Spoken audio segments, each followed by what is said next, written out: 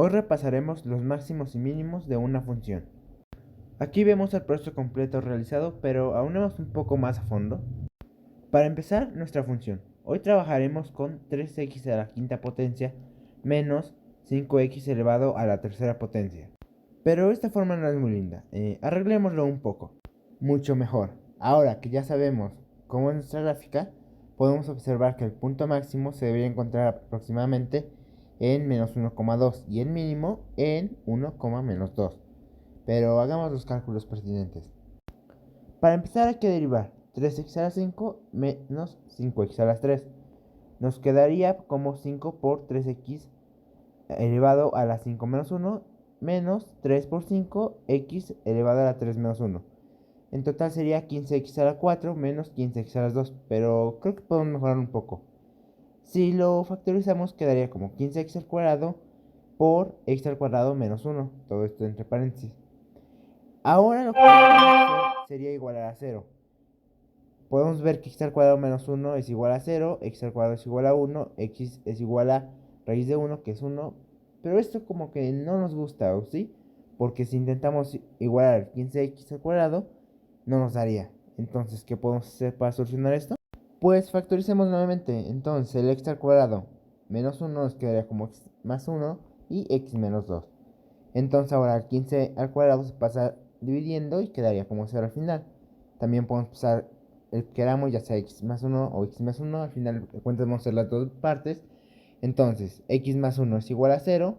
Si pasamos el más 1 del otro lado queda como x menos 1. Y x menos 1 es igual a 0. Si pasamos ese menos 1 del otro lado quedaría como x más 1. Y ahora obtenemos que nuestro máximo y mínimo va a ser x es igual a 1 y x es igual a menos 1. Con eso ya tenemos el valor de las x, pero vayamos con el de y. Para esto vamos a evaluar la función principal en los valores previamente obtenidos. Entonces primero vayamos con f de x 1. Entonces sería como 3 por 1 elevado a la 5 menos 5 por 1 elevado a la 3. Evaluando nos queda como 3 menos 5 y el resultado sería menos 2. Entonces uno de los puntos máximos o mínimo sería 1, menos 2. Ahora, con menos 1 vayamos con f a la menos 1, que sería como 3 por menos 1 elevado a la 5 y menos 5 por menos 1 elevado a la 3. Aquí se invierten los signos porque recordemos que si se eleva a un número impar, se va a convertir al signo que tenga ese número multiplicándolo. Entonces quedaría como 3 y como menos por menos 5. Entonces al quedar como menos 3 más 5 quedaría en total como 2 y ese sería nuestro otro valor. Menos 1,2 y sería otro de nuestros puntos, ya sea máximo o mínimo. Entonces si queremos saber qué es el máximo o el mínimo, es lo que haremos a continuación. Para esto vamos a ocupar la doble derivada. Bueno, ahora vamos a derivar la segunda función nuevamente. Para esto regresemos un pasito atrás antes de que la factoricemos para facilitar nuestra derivación. Al derivarla nos queda como 15 por los 4 que se baja, x a la 4 menos 1, menos 15 por el 2 que se baja, de x por 2 menos 1. Entonces el resultado sería 60x elevado a la tercera potencia menos 30x. Aquí también podemos ver el comportamiento de la gráfica antes de obtener nuestros máximos y mínimos. Que por ejemplo, en nuestro máximo vemos que al llegar a menos 1 va creciendo y al llegar al tope va a empezar a decrecer.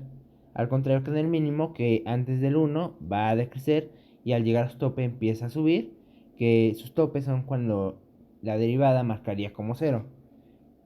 Ahora ya por último vamos a evaluar la doble derivada que hicimos en 1 y en menos 1 para así saber si tenemos un máximo o un mínimo.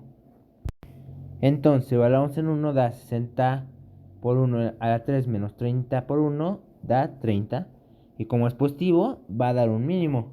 Al contrario de que si es evaluado en menos 1 nos daría menos 30 y nos daría un máximo ya que esto es negativo. Entonces obtendríamos que nuestros valores son el máximo absoluto menos 1,2 y el mínimo absoluto 1, menos 2. Y con esto obtenemos el máximo y mínimo de nuestra función. Gracias por su atención.